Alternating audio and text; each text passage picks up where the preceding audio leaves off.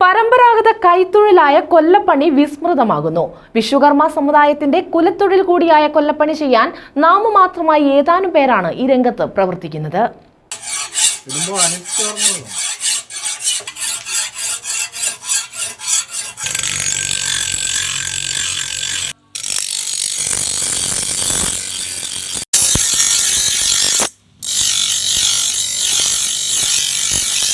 ഇരുമ്പ് വ്യാപാര രംഗവും നിർമ്മാണ മേഖലയും അത്യന്താധുനികമായി മുന്നേറുന്നതിനിടയിലാണ് കൊല്ലപ്പണി മേഖല തളർച്ചയിലേക്ക് കൂപ്പുകുത്തുന്നത്.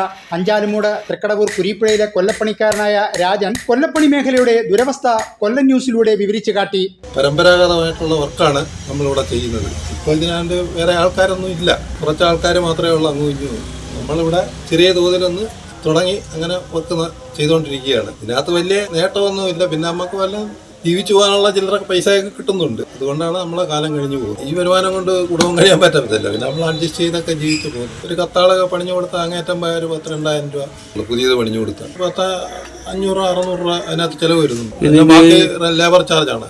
വിശ്വകർമ്മ സമുദായത്തിൽപ്പെടുന്ന ഒരു വിഭാഗമാണ് കൊല്ലന്മാർ. പൂർവികരിൽ നിന്നും പകർന്നു കിട്ടിയ ഈ തൊഴിൽ ചെയ്യാൻ ഇന്ന് വളരെ കുറച്ചാളുകൾ മാത്രമാണ് ഉള്ളത്. പുതിയ തലമുറയിൽപ്പെട്ടവർ ഈ തൊഴിലിൽ ഏർപ്പെടുന്നില്ലെന്നാണ് രാജൻ പറയുന്നത്. ഇപ്പം പുതിയ തലമുറയൊക്കെ വളരെ കുറവാണ്.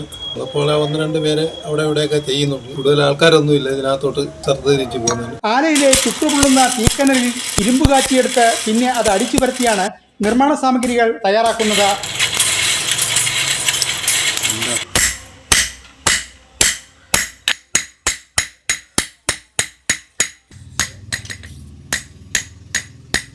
സൂക്ഷ്മതയും സമയ ദൈർഘ്യവും ഏറെ പ്രധാനമാണ്. പണ്ടൊക്കെ എല്ലാ വീടുകളിലും തൊഴിൽ ചെയ്യാനുള്ള ആലകൾ ഉണ്ടായിരുന്നു.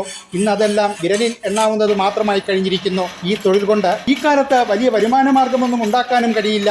തലമുറകളിൽ നിന്ന് പകർന്നു കിട്ടിയ കൊല്ലപ്പണി തൊഴിൽ സമ്പ്രദായം തുറന്നു കൊണ്ടുപോവുകയാണ് രാജനെ പോലെയുള്ള ഏതാനും ചില കൊല്ലപ്പണിക്കാർ. ന്യൂസ് ബ്യൂറോ, കൊല്ലം ന്യൂസ്.